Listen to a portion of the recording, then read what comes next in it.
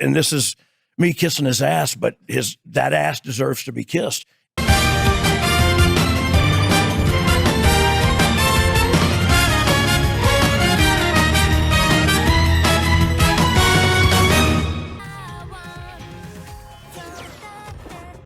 How do you do, fellow kids? Well, I can finally say it now. I genuinely believe that Gozyuger is genuinely one of my favorite Sentai seasons. Like, that genuinely never happened before. That, like, after 3 episodes, I'm like, okay. Okay. I get it now. I don't know. It's genuinely one of my favorite episodes. Like, having pretty much the full, at least 3-man team operating as some sort of a team was kind of interesting because we actually got to like have them get a goal, which is like collect, you know, the Universe Warriors ring, which is like, oh, like I didn't know that they needed to do that, but it actually kind of makes sense. And it's like not only just like, oh, the number one bridesmaid are like attacking the city and like that's the only reason. No, there is another reason. There is an actual like end goal, which is actually neat, while also having the episode kind of focused on a universal warrior with Atami was actually pretty neat. And also having him be the prime minister of Japan and the most popular man in Japan was genuinely funny because it like really works well, not only as a part of the episode's story, but also like everyone can be a universal warrior. Like literally politicians can get picked. Again, it seems that like at least Atami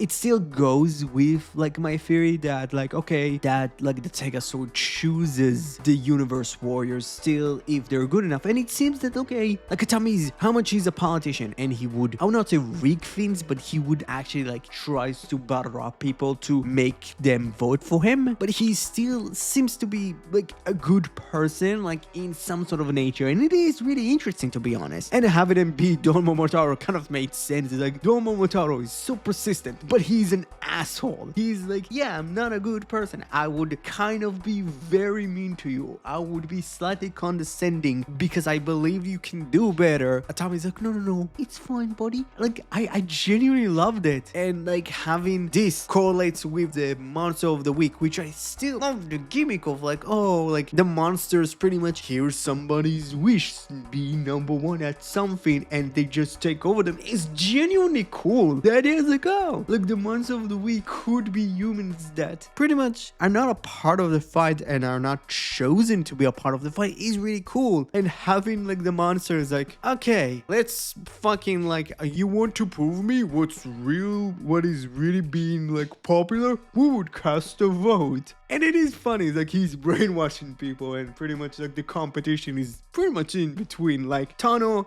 Riku and the monster, and it's like, oh, the monster is like, I'll just brainwash people, and it works. Riku is like, I'm going to dance and I'm going to get everyone, and some of the people that got fucking brainwashed are like, oh no, that's Riku. That's a very handsome, like, how old Riku's actor is? I think he's like 20 something, right? He's 100% like 20 something. I can't see him being younger, older than me, right? He's like 20. He's 21. Yeah, like he's younger than me, so he's a pretty handsome dude singing and dancing and showing his ass. Of course, everybody would fall in love with him, specifically Bouquet, which genuinely was funny. It's like, oh my god, they're doing the weird Tsunoni, Tsubasa thing, or Tsunoi and Taro thing. It's like, the villain falls in love with one of the heroes without knowing that the hero is actually one of the heroes, and vice versa. It's genuinely funny, which genuinely can work. Again, Inoue did it once. It kind of weirdly runs in the Inoue family of like my season needs to have at least one love. One of the two characters need to fall in love. Just don't read the Fies novel. Please don't fucking read it. Nobody needs to know that. But yeah, like having the rest of the episode will be a competition, and Atami comes in and is like, oh, Tano, don't worry, I will help you. And he's pretty much like buttering other people up, and he's like, you see, like here's the thing, like you need to be nice, you need to greet people, you need to understand the situation and try to help people. And like Tano doesn't really get it until like somebody really needs help, which again, I'm very interested in. Some stuff could be staged, and it is going to be funny if it's actually some of the stuff he shows is staged. I don't know, there's just something fun about that. But having Tano genuinely want to help a person, and that's the thing that kind of like Atami's like, you see, you helped this man. Congratulations. That was like genuinely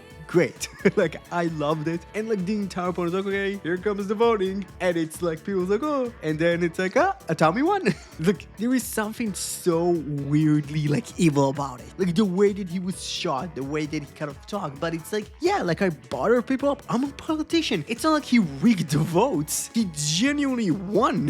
Which it was kind of funny. It's like I've seen some people like, oh, he rigged it. It's like he didn't. He fair and square won, which was fucking hilarious. And having pretty much like the Don Momotaro suit, seeing it's great.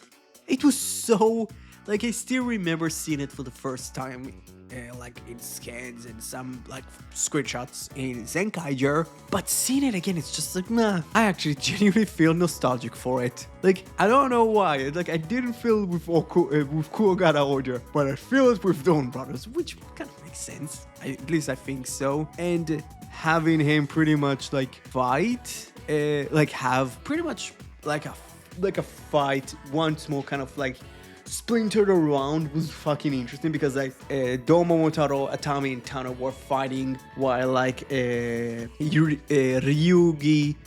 was fighting like the monster and like the rest of like the bridesmaid, while like Riku was piloting the Tegasol with his own very bad looking form. Oh boy, like that line form is not great.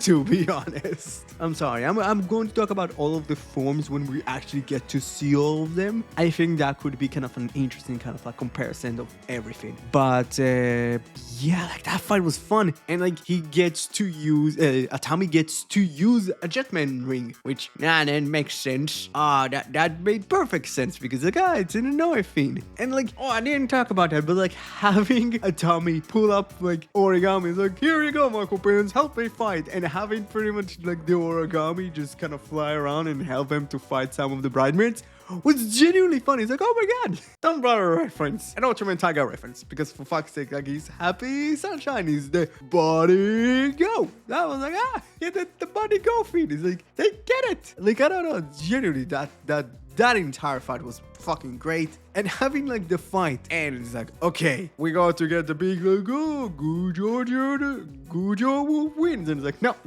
don't Momotaro won. Go fuck yourself. It's like, at least he won. At least Gozyuger Wolf is not going to win all of the time. They nerfed him. How much again? Like those fucking like super moves. Like how many super moves he doesn't really need. How much it was kind of funny that in the end, like Tano got one fucking vote. He got one. He helped a man fucking figure out and like scatter his fucking like laundry from the clean one to the not clean one. And it's like he got one vote, and that was the boss that he got that fired him in the beginning of the episode, which was fucking weird. I don't know. But once more, the universe hero goes away, which kind of leads to, in my opinion, like my biggest fear of the show is like most of the universe heroes, at least a good portion of it, like at least the first 20 episodes, I can really see first 15 to 20 episodes is just introducing us universe heroes, because I feel like now it's going to be like universe heroes, we go to get introduced to them, and then we bring all of them back and have like a big like fight and have like all of the universe heroes. Sometimes they win, sometimes they lose, and it's like it's pretty much a collectathon to all of the rings, because I really feel like the difference between like the silver and the gold Tega swords, the silver ones, like when you get bonded to a specific ring, you can only transform into that universe hero. If you, let's say, collect a ring, which is like, I truly believe it's like when you defeat a universe hero or you find their rings before somebody gets bond to them, you pretty much get to transform to one, but the silver Tega Swords users can just only use an ability, which is like, okay, I get it. It's really cool. I think it's kind of fucking neat. I don't know, but yeah, like this part of the episode is so interesting, and the way they kind of like it get us to introduce to the rest of the team, specifically with Ichika, which we got introduced to earlier in the episode, which right now, character-wise, I'm kind of like, I'm not fully conflicted about it because I do really like her weird mannerism, but it's like she's very serious and then she's very not serious and then she's very kawaii and it's just like it's all scattered around and it feels like choose a lane, lady. Like, I understand bipolar is a thing, but it's like it doesn't work like that. Like, come on, let's just relax there a bit. Come on. The same with you, Tano. You fucking weirdo. Which I am interested in, like, her character, because she pretty much gets introduced early on with like interacting with pretty much Tano, Ryugi, and Riku, which she really had a funny interaction with Ryugi. She's like, dude, like your weird fucking like ice cream thing costs too much. And then she gets distracted and she leaves, and Ryugi's like, no, fucking tell me what price it should be.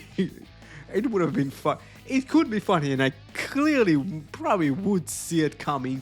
And that is like, yeah, she comes in, and the joke is like, you should give it to me for free.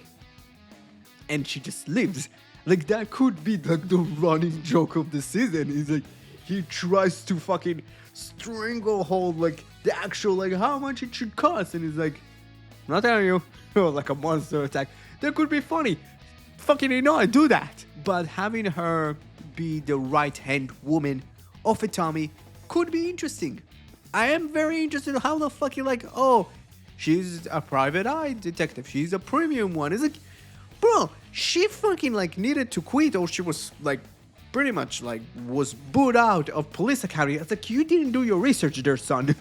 Or you did and you knew she had a ring. I don't know, it's genuinely funny. While also, it was very interesting that we get to discover that, yeah, like when you get the ring, you actually get superpowers. Which, like, for Ryugi, it was kind of upsetting. It's like, oh, Ryugi got his strength. It's like, oh no, they should have fucking did it like the lady from Oz. I genuinely forgot her name for. I don't have her name right now. It's like, she always had it, and it was never explained. It's like, that could have been funny. While like Tano got like super smells. He doesn't smell, but he can smell really well. While Riku gets like super hearing, which I don't really correlate super hearing to lions. It's like, really? Like, I don't know, like really powerful voice. It would work as like he's a singer. What I think is going to be kind of interesting is like what's Ichika's like powers is going to be, which now leads up to Gozyuger, which I think now is the most interesting character out of the pack, because everyone, when we got introduced to all of the characters, not only in the show but also in the press conference, even in the show, like we got to see Gozyuger in the very first episode, and he was a teenager, and when he shows up as Gozyuger and he attacks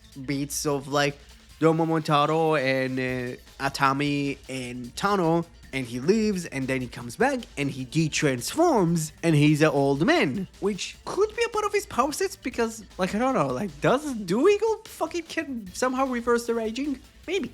I don't fucking know. I don't know fucking ego biology. I don't know ego biology. I don't fucking know. But it is interesting. It's like, are they going to have two actors all the time, kind of like switching roles? And it's like they're playing the same character, but they're just switching roles. I don't know. Overall, like, genuinely, this is so good. I genuinely love this episode. Like, I've never had that much fun with the first episodes of Sentai. I've never been like this hooked on a season in I don't know how. Like, to be honest, I wasn't even that hooked on to Dawn Brothers. I'm genuinely hooked onto this because this is just odd and bizarre, and I fucking loved every minute of it. Again, it seems that the Universe Wars are going to be kind of like, at least for this part of the season, it's going to be kind of like a build-up to the big, like, Universe War thing, while the introduction to pretty much our main team is so fucking interesting. They're just bizarre people that just work together so well. Like, I am going to be fucking interested in Gozyuger, and it's like,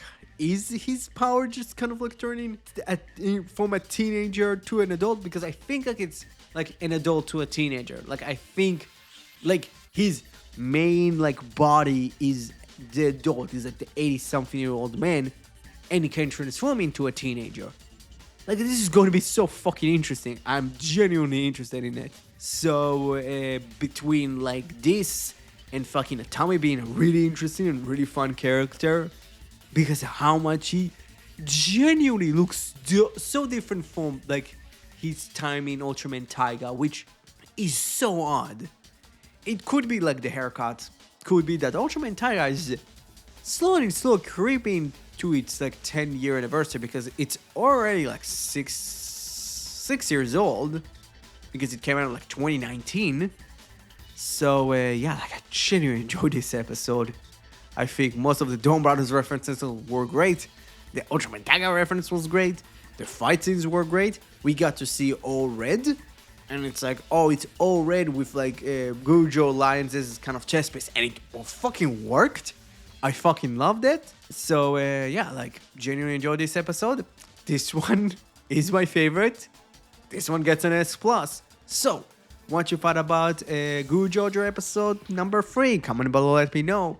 If you like this episode, please smash that like button. If you haven't helped your subscribe button finally achieve its true goal of becoming a subscribed button, please smash that subscribe button. Don't forget, you're the only one that can prevent forest fires. Thank you very much, and have a great rest of your day. Bye bye.